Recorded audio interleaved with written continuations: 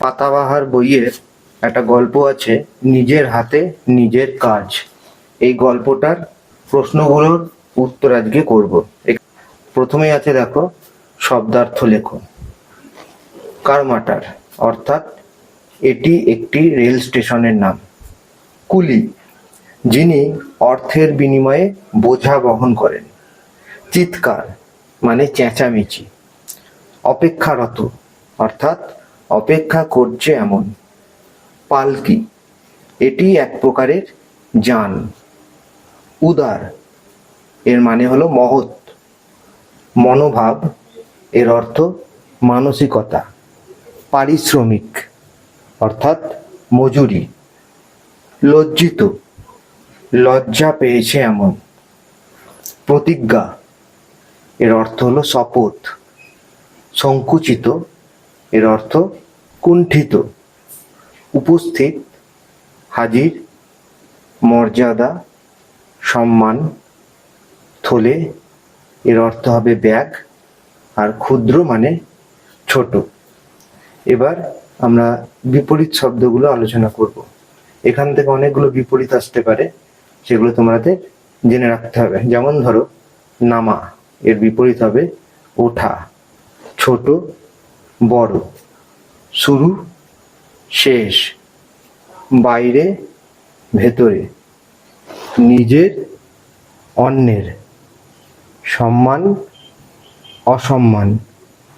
শিক্ষা, অশিক্ষা। সংকুচিত, প্রসারিত। উচিত, অনুচিত। লজ্জা, লজ্জাহীন। এবার আমরা এখান থেকে কিছু প্রশ্ন, তার উত্তর আলোচনা করব। দেখো, প্রথমে যে প্রশ্নটা আছে সেটা হলো, বাঙালি ডাক্তারবাবু কোন স্টেশনে নামলেন? এর উত্তর হবে, বাঙালি ডাক্তারবাবু কারমাটার রেল স্টেশনে নামলেন।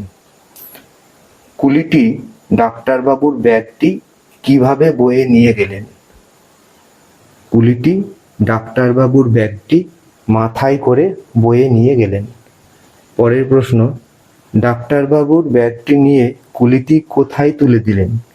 উত্তর হবে, কুলিটি ডাক্তারবাবুর ব্যাগটি নিয়ে স্টেশনের বাইরে অপেক্ষারত পালকিতে তুলে দিলেন। পরের প্রশ্ন, গল্পের কুলিটি আসলে কে ছিলেন? গল্পের কুলিটি ছিলেন ঈশ্বরচন্দ্র বিদ্যাসাগর। কুলিটি তার নিজের নাম কি বলেছিলেন?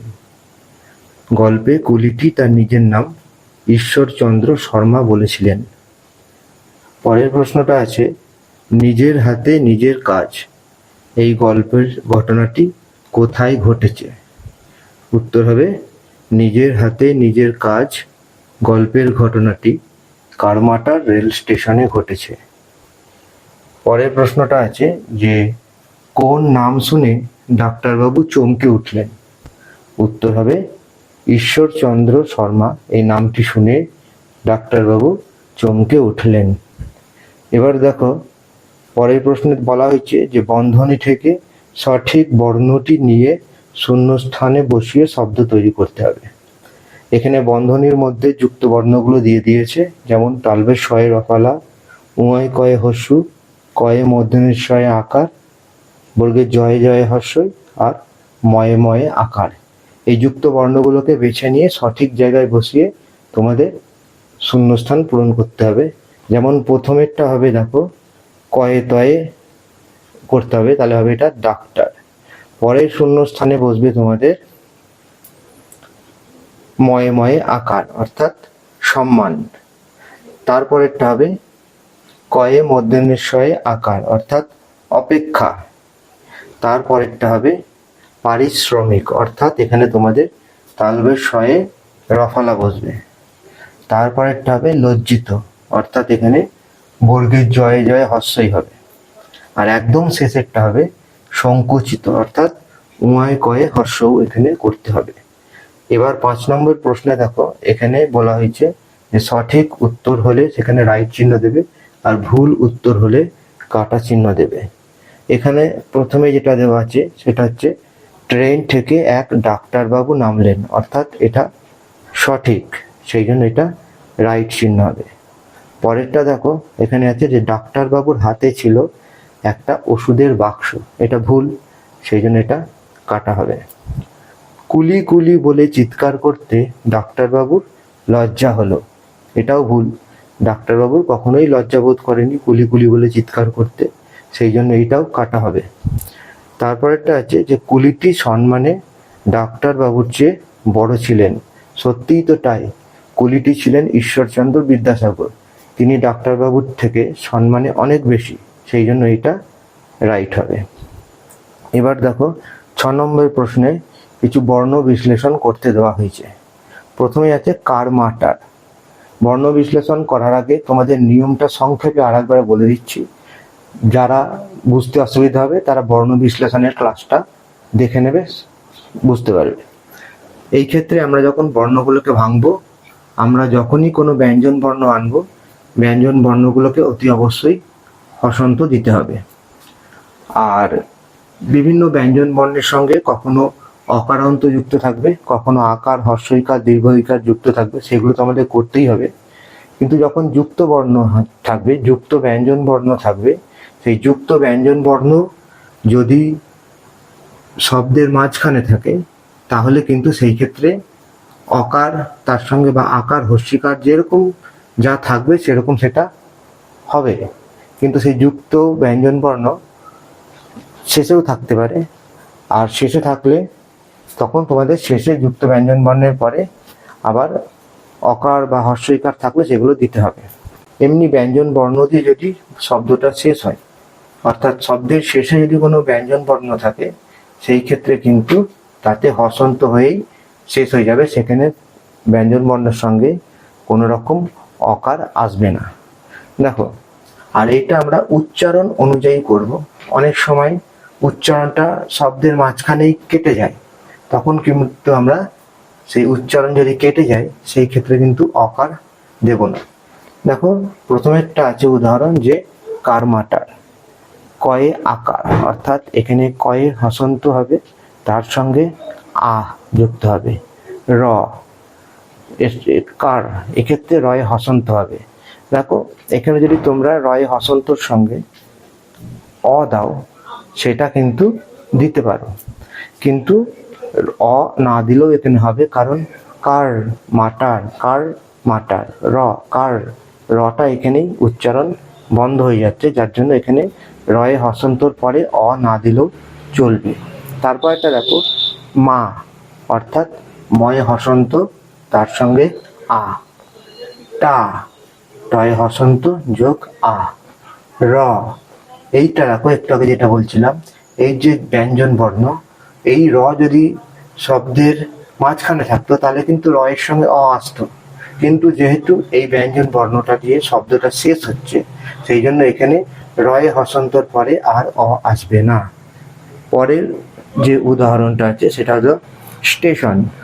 স্টেশনকে ভাঙবো আমরা প্রথমে দন্তে শয়ে টয়ে একার, এটাকে ভাঙতে গেলে কি হবে, দন্তে শয়ে হসন্ত যোগ টয়ে হসন্ত যোগ এ।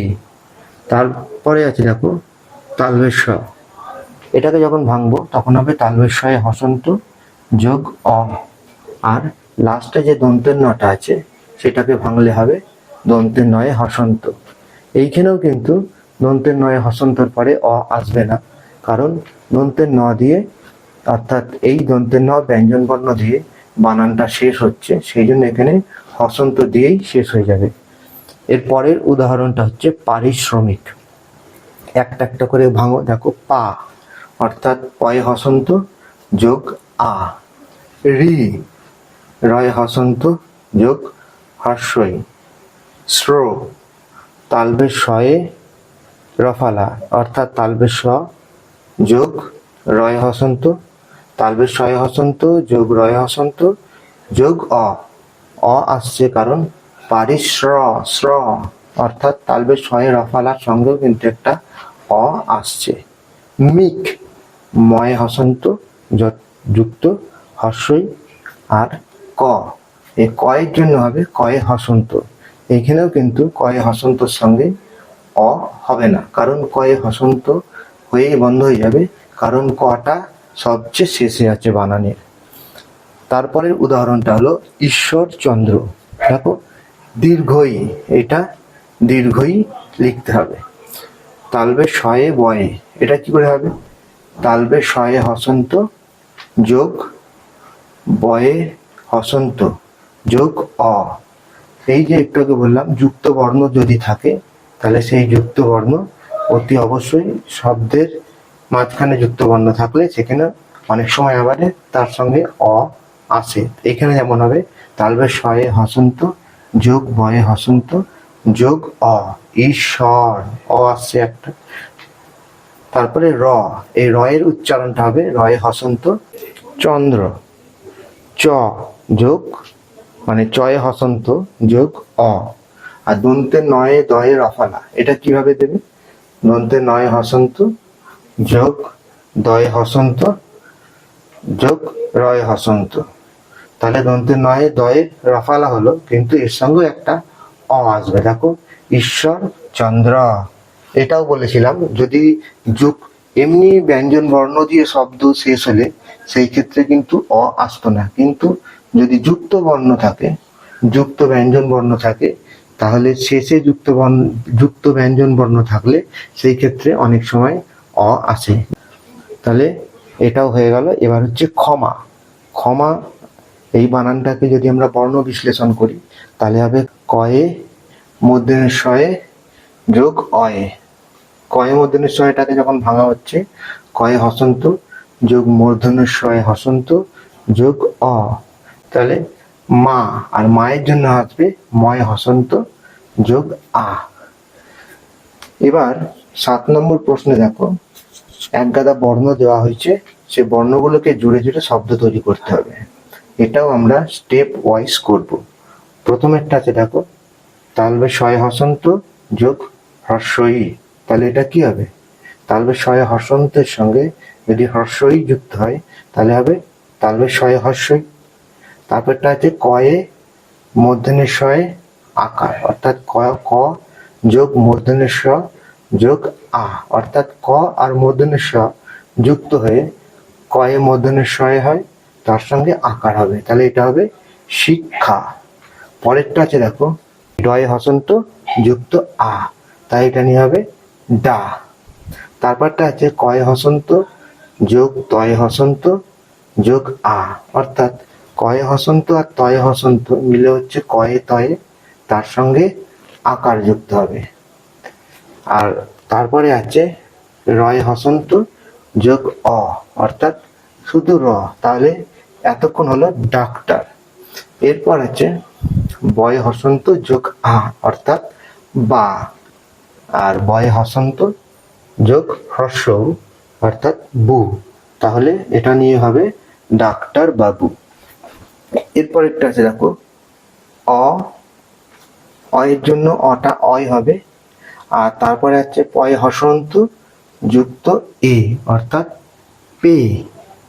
তারপরেরটা আছে কয়ে হসন্ত যুক্ত মূর্ধন্যের শয়ে হসন্ত যুক্ত আ, এটা হচ্ছে কয়ে মূর্ধন্যের শয়ে আকার, তাহলে এটা হবে অপেক্ষা। আর একদম শেষে এটা আছে, সেটা হচ্ছে বয় হসন্ত যোগ জয় হসন্ত যোগ আ। তাহলে বয়ে হসন্ত এর সঙ্গে যখন জয় হসন্ত যুক্ত হবে তার মানে এটা বয়ে জফালা, আবার তার সঙ্গে আবার আ আছে, মানে এটা হবে বয়ে জফালা আকার। আর লাস্টে আছে গয়ে হসন্ত অর্থাৎ ব্যাগ। নিচের প্রশ্নগুলো গুছিয়ে নিজের ভাষায় উত্তর লেখো। এগুলো একটু বড় বড় উত্তর হবে। দেখো প্রথম প্রশ্নটা আছে যে কার নিজের ব্যাগ বইতে লজ্জা হচ্ছিল? উত্তর হবে নিজের হাতে নিজের কাজ গল্পে বর্ণিত কুলিটির নিজের ব্যাগ বইতে লজ্জা বোধ হচ্ছিল। পরের প্রশ্ন হচ্ছে যে ব্যাগ বইতে তার লজ্জা হবার কারণ কি ছিল?